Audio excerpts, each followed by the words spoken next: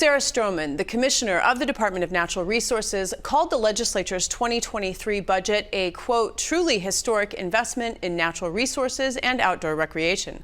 Commissioner Strommen joins me now to talk about the funding, the fall hunting season, and more. Thank you so much for being here. Thanks so much for having me. Last year, we closed our segment by talking about the new For the Outdoors initiative, which was the DNR's four-step, four-year plan to find sustainable support mechanisms for conservation and outdoor recreation. The 2023 legislative session devoted significant resources, nearly $500 million over the next biennium. How far will this influx of funding go in reaching the goal of sustainability? That's a great question. The reality is it helps, but it doesn't really get us to sustainability. And the main reason for that is because the vast majority of funding we received this last session was one-time funding. The ongoing funding that we did receive really covers costs increases that we've already incurred. So it gets us out of a hole, but it doesn't really get us to that sustainable future. But I think what it does do towards that goal of sustainability is, number one, it demonstrates the scale of the funding that we need to continue to steward our resources and provide those outdoor services to Minnesotans. And I think it will show the value to Minnesotans of what we can continue to have with that kind of investment. Nearly $150 million has been allocated for an investment called Get Out More.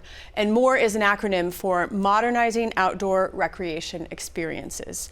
The 5 categories of investment include accessibility, fish hatcheries, campgrounds, boating access, and stream restoration.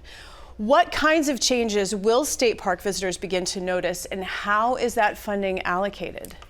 So I am really excited about this initiative. It truly has been a generation since we have invested significant dollars in our outdoor recreation experiences. And so this funding, as you noted, across those categories will really be in things that Minnesotans will see and experience. So if you are a boater, you will start to see at some of our public water accesses major reconstructions like we actually have ongoing right now at Lake Itasca, or you might just see smaller repairs filling in gravel and kinds of things. But the idea is your experience in getting your boat on the water and off the water will be more smooth. In state parks, it might be you get to experience a new shower building. It might be that you get to experience new naturalist programming or interpretive signage, or you might experience the expansion of our all-terrain track chairs. So the cool thing about this funding is it recognizes all of the aspects of the experience, whether it is the land, whether it is the buildings and facilities, whether it is the programming or the services that our staff provide, and actually management of the resources that, foster those experiences and Minnesotans' desire to get outside in the first place. So some of the nudes, like the funding will go for like the track chairs, like you said, for accessibility for disabled people. But I visit a lot of state parks. I love the state parks. I have a goal of visiting all of them at some point in my life. And in so many parks, you can tell that at one time, the buildings, the facilities were lovely, and now they're just sad. And there's major problems. And for example, one well-loved park near the Twin Cities has mold growing in the bathroom, and you can see it. Is this money going to things like that? It seems like 150 isn't even enough for just the facilities needs. That's correct. It's not enough just for the facilities needs, but some of it will go to those things. And, I like to say that we have the second oldest park system in the country, which is great for that history and, acknowledgement of Minnesota as a leader. Not so great when you're trying to use the restroom facilities, right?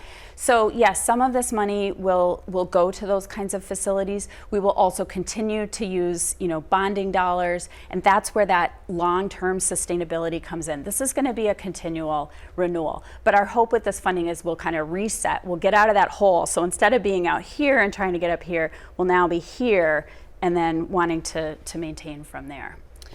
November 4th is the opening day for firearms deer season, but archery season is already underway and it runs through the end of December. This year, there's a change, and hunters have the option of using a crossbow for the first time. I mean, it was for just certain groups, disability people and people over the age of 60 before, but now anyone can use one. Firearms deer hunting has been in decline. Might this change with the crossbow attract more deer hunters? Is it easier to use a crossbow? Yeah, and I think that was the intent behind it. This actually came about on the Senate floor and made it through the bill. I think the intent is because crossbows are easier than traditional bows, that it might bring more new people into the sport. I think, we'll track that and see if that's the case. We've looked at what other states have experienced after similar changes, and often what happens is you actually just move hunters from the firearm season to the archery season now that they can use a crossbow. But certainly they're easier to maneuver, the archery season is longer, the weather tends to be a little bit better, so it's an attractive season for people who otherwise might have been restricted to the firearm season. One of the things we have also done is, and if folks are interested in learning more about it, is we did a session on crossbow skills, because safety is still important if you haven't used one before. That session's available on the DNR's YouTube channel, so you can learn a little bit more. But we'll see what it does to hunting numbers overall. So speaking of deer hunting, and because I always ask, will it be a good year? And how much has the drought this year impacted not only the deer population, but grouse, wild turkey, many other species that people are able to go out and hunt in the fall? Well, first of all, we are expecting a good deer season. So deer hunters, including myself, we're getting ready, we're getting excited. I've already been watching for deer out in those spaces that I frequent for hunting. The drought's an interesting question because it really depends on the timing of the drought and the species. So if you're a nesting game bird, for example, drought can be beneficial because your nest stays dry.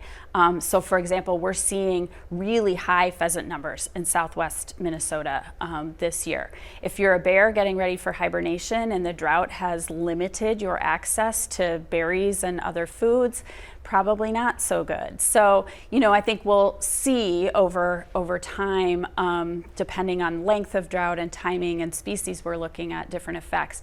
But all of our hunting seasons this year should be good. As I mentioned, pheasant numbers are up in southwest Minnesota. We're expecting a good deer season. I'm hearing really good things about grouse numbers. That has not been my experience yet, but there's still a lot of leaves on the trees, so they're a little bit harder to see, or maybe my dogs are out of practice. But I think folks are already experiencing those good seasons. And I think part of what that drives is that Minnesota has not experienced the same dramatic declines in hunters that we've seen across the country. We have nearly twice the number of hunters as the national average. So we want to continue that. We want to continue to manage our habitat and our wildlife so that Minnesotans continue to have those good fall experiences. I subscribe for email updates from the DNR, and the September 19th email had a blurb on the DNR's 5 canine teams. 3 dogs are actually trained to sniff for zebra mussels, which is just astounding to me. I had no idea this was even possible. The dogs also aid in finding lost hunters or detecting illegally taken wildlife. How long has this been a thing, and should it be expanded? So we've had canine units in our enforcement team since the mid-1990s, and we've actually had zebra mussel sniffing dogs for about a decade. So not a new thing, but 5 canine teams is a good number. The most we've ever had is 6. So we're up there. And who doesn't love dogs? Dogs are amazing, right? And their sense of smell is so much stronger and sensitive, so they can discern different kinds of smells. So, I think a lot of people are familiar with dogs that can track people, those kinds of things. But these dogs are trained to actually use their nose to discern different smells, so they can find zebra mussels. They can find evidence. A lost, in fact, I talked to one of our officers. This dog helped a hunter find a lost weapon, right, in the woods. So they're amazing. We are looking into expanding it because I think it's a great way too to connect with people, especially when we do those demonstrations like we did at the State Fair this last year.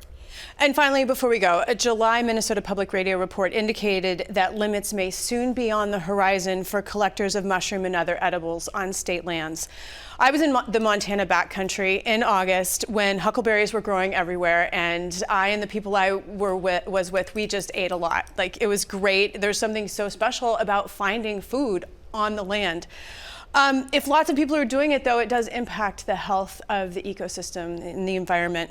So is it time for clarity on the amount that one person can harvest? Yeah, well, we all love going out and finding our own food, and foraging is one of those outdoor skills we encourage. In our state parks, one of the things that we have to do is balance use with protection of the resources. That resource protection is part of the mission of our parks. So we are in the process of a regular rule update. Periodically, we need to update rules to make sure they are current, and that foraging piece is one of the items addressed in that larger rule package. And the reason is just what you said. The more people doing it, the more impact not only on the mushrooms that people might be picking, but people are going off trail to get to the mushroom and impacting other plant communities. So in our parks, which again have that special resource protection mission, we're finding that we probably need to look at some kind of limits. Those won't apply to state forests, so there will still be lots of foraging opportunities for people. Commissioner Sarah Strommen, it is always a pleasure. Thank you. Thank you so much. Good conversation.